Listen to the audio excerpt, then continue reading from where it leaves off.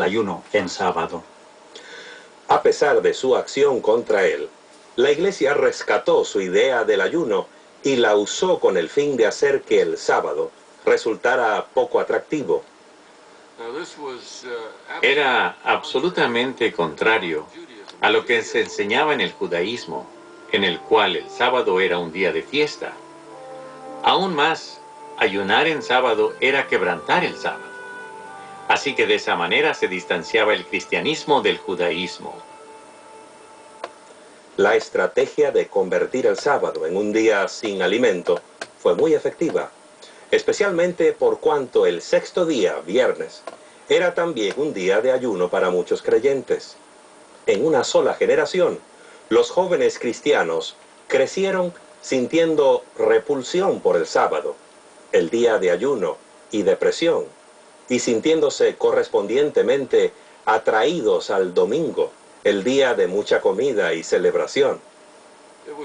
Fue la Iglesia romana que estableció el ayuno en sábado y la celebración en domingo. De hecho, en el siglo IV, el Papa Silvestre dijo que eso era bueno hacerlo, en desprecio a los judíos. Si los cristianos observan cada domingo alegremente debido a la resurrección, entonces debido a la sepultura, cada sábado debiera ser tenido para execrar a los judíos. En otras palabras, a los cristianos se les enseñó a ayunar el sábado como expresión de su desprecio por los judíos, al punto de ser dicho ayuno una maldición representada contra ellos. Pero aún esta estrategia específica contra el sábado no logró sino un éxito parcial. Prominentes dirigentes de la Iglesia se opusieron a ella. Hipólito, un obispo del tercer siglo, sentía que era un grave error. Inclusive algunos hoy piden que se ayune en sábado, lo cual Cristo no ha dicho, deshonrando así el Evangelio de Cristo. Hay incluso informes de que Agustín, uno de los padres de la Iglesia romana de mayor influencia, salió en defensa de miembros que no guardaban el ayuno sabático. Los dirigentes en Roma lograron finalmente imponer el ayuno en sábado a sus seguidores en el mundo cristiano occidental. Pero no se puede decir lo mismo de los del Oriente, donde la influencia ortodoxa era muy fuerte. Los cristianos orientales se resistieron, cuya noción del sábado era completamente diferente. El ayuno en sábado no hace ningún sentido a los ortodoxos porque el sábado es un día que marca dos grandes acontecimientos, la culminación de la creación y la de redención. Así que el sábado es un día de doble celebración y jamás podría ser asociado con ayuno y lamento.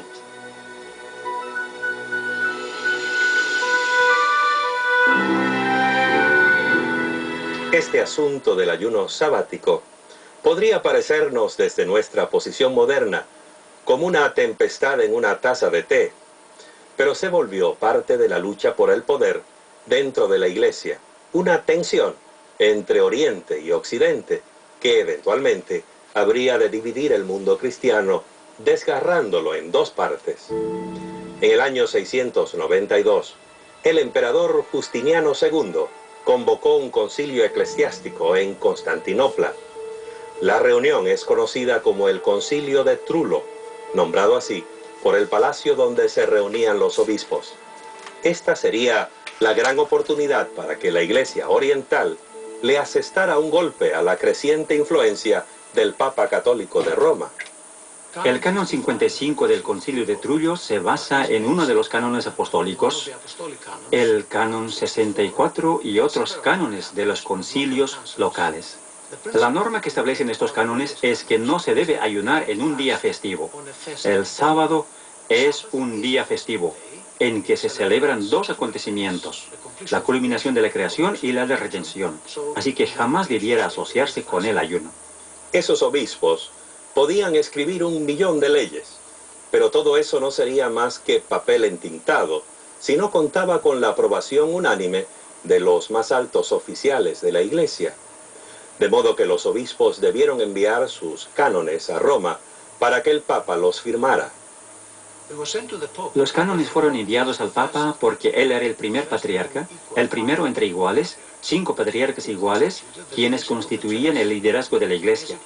Como era costumbre en los concilios, dichos cánones tenían que ser aprobados y firmados por todos como señal de unidad de fe y orden. El Papa no los firmó porque encerraban una oposición al ayuno en sábado. Él no estaba en armonía con otras iglesias. Fue por eso que no los firmó. Él fue condenado y, por tanto, el emperador tomó una acción apropiada. Lo sentenció a arresto domiciliar. Así pues, el concilio de Trullo no decidió el asunto. En Occidente, los cristianos siguieron ayunando. En Oriente no lo hacían. El ayuno sabático siguió siendo un tema divisivo, un símbolo de la creciente tensión entre Roma y Constantinopla. En el año 867, Focio, patriarca de Constantinopla y el principal rival del Papa por el poder en el mundo cristiano, invitó a sus colegas orientales a otro concilio eclesiástico. Durante el concilio, acusó a toda la Iglesia occidental de ser culpable de herejía en 8 puntos. El cisma Fotien entre Constantinopla y Roma giró sobre varias cuestiones. El principal asunto fue el conflicto sobre el sábado, según los documentos primarios que relatan este conflicto. Mediante el fraude y artificio, ellos procuraron desviar a la gente de la fe pura de la cristiandad para corromperlos con sus errores. Les exigieron que observasen el ayuno del sábado en contra de los cánones de la Iglesia. En los siguientes 200 años, hubo muy poca interacción entre ambos bandos. Después, los antiguos conflictos se vieron agravados por nuevas disputas, como monarcas rivales que se esforzaban por afianzar sus propios reinos. El Papa y el Patriarca de Constantinopla luchaban por adquirir la supremacía.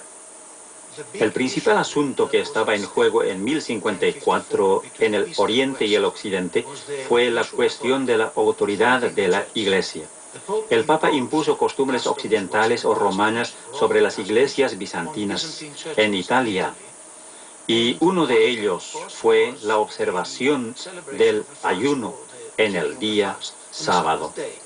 El Papa envió a uno de sus representantes más prominentes, el cardenal Humberto, para que negociara con Miguel Cerulario, el patriarca ortodoxo. El esfuerzo no produjo fruto. Ninguno de los bandos quiso ceder por causa de la unidad cristiana. Las cosas siguieron de mal en peor. Entonces llegó el 16 de julio de 1054. Entonces los legados del Papa, habiéndose cansado de la oposición del patriarca, como decían, optaron por la acción más insolente. En el 16 de julio, ellos se metieron a la iglesia de Hagia Sofía, y mientras los clérigos se preparaban para el servicio sabático de la 3.ª hora del día, colocaron la bula de excomunión en el altar principal a la vista de los clérigos y presentes. Saliendo de allí, ellos aún sacudieron el polvo de sus pies, como un testimonio contra ellos, exclamando: «Que Dios vea y juzgue». Tan pronto como los legados papales se hubieron perdido de vista, el emperador ordenó que el documento de excomunión fuera quemado. Miguel Cerulario convocó entonces otro concilio, el cual expidió su propia excomunión contra la Iglesia Latina. Así pues, los excomulgados excomulgaron a los excomulgadores.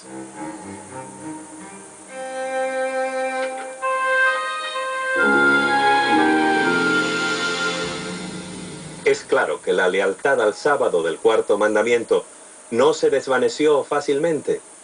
Los esfuerzos de la Iglesia romana por promover el domingo como alternativa continuaron. Un subterfugio novedoso tomó la forma de una carta, la cual supuestamente había venido directamente del cielo.